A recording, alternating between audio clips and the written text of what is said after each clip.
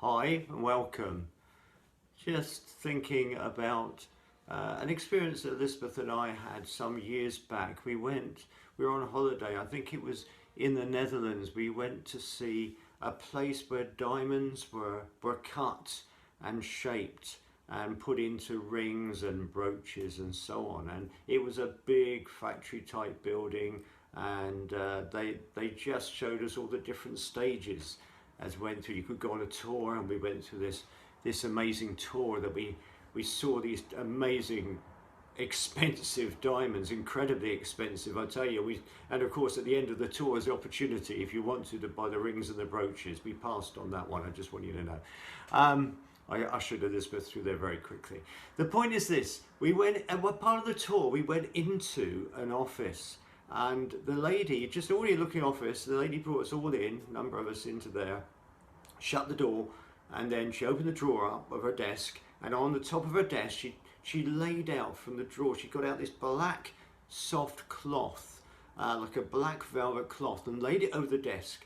And then she took out a bag, like a black velvet bag, and she opened it up and she poured out these diamonds onto this black cloth.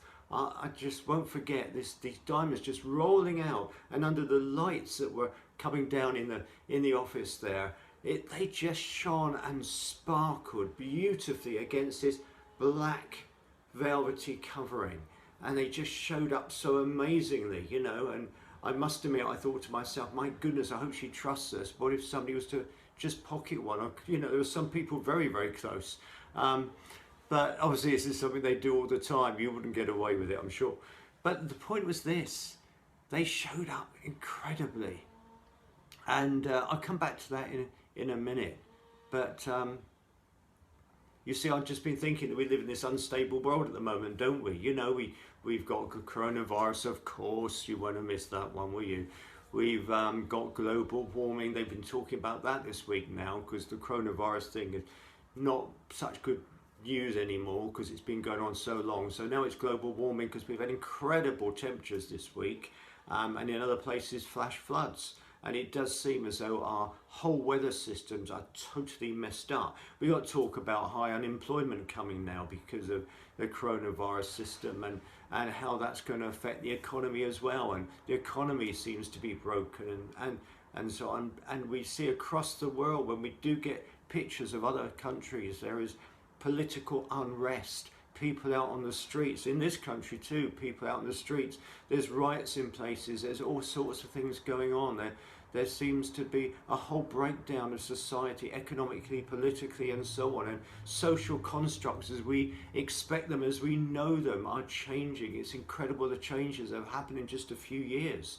And I want to say to you that yes, the whole world is groaning, but you know what? That's biblical language. The whole world is groaning. Okay, what does God say about that then? Because it's not a time to look down, it's to feel hopeless and restricted. It's a time to look up and be encouraged. Romans 8, where that comes from, says this.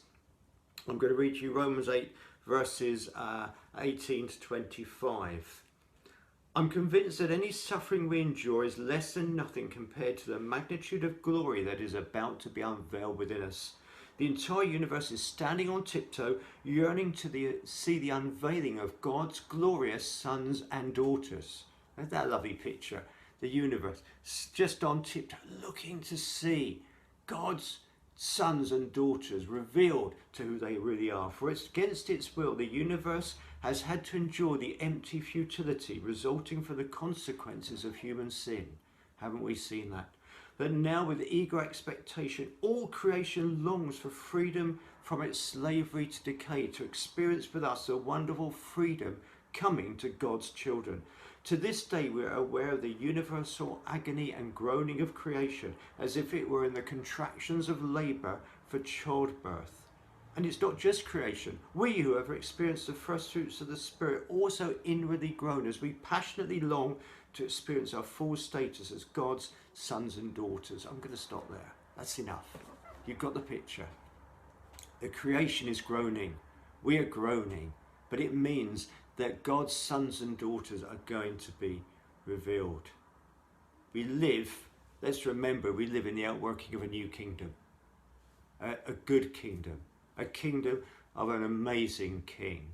And whatever is happening around us, sometimes that is just the birth pangs. It's childbirth, it's labour of what God is about to do.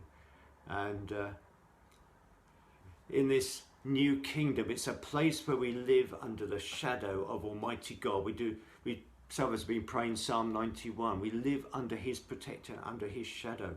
It's a place where the Prince of Peace reigns.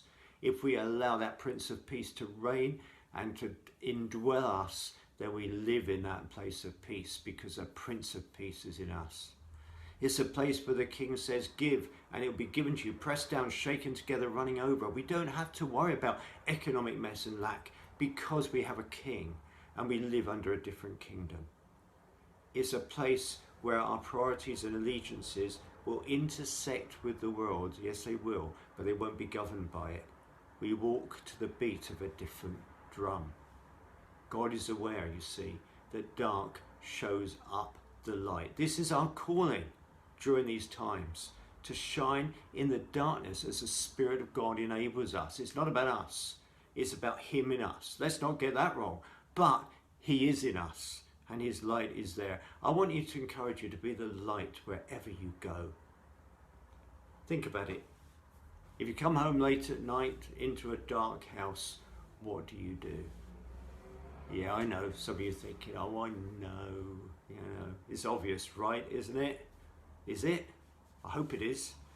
I hope you don't stand there in the dark worrying about how you're going to bring the light. I hope, you're not like some who ask a lot of questions about, well, why is it dark then? What's caused this? It's possible to blame all sorts of people for the dark, isn't it? We can look around, we can blame politicians, we can blame various groups, we can look for people with sinister motives. Easy to find blame, to point out and blame people. But while we're doing all this, we're standing in the dark. I want to encourage you. I hope you just switch on the light. You just switch on the light and the darkness goes. No one lights a lamp and then hides it, covering it over or putting it where its light won't be seen. No, the lamp is placed on a lampstand so others are able to benefit from its brightness. Luke chapter 8 verse 16. Let's be encouraged to shine against what is a dark backdrop. It's his glory in us the world needs to see. Bless you guys.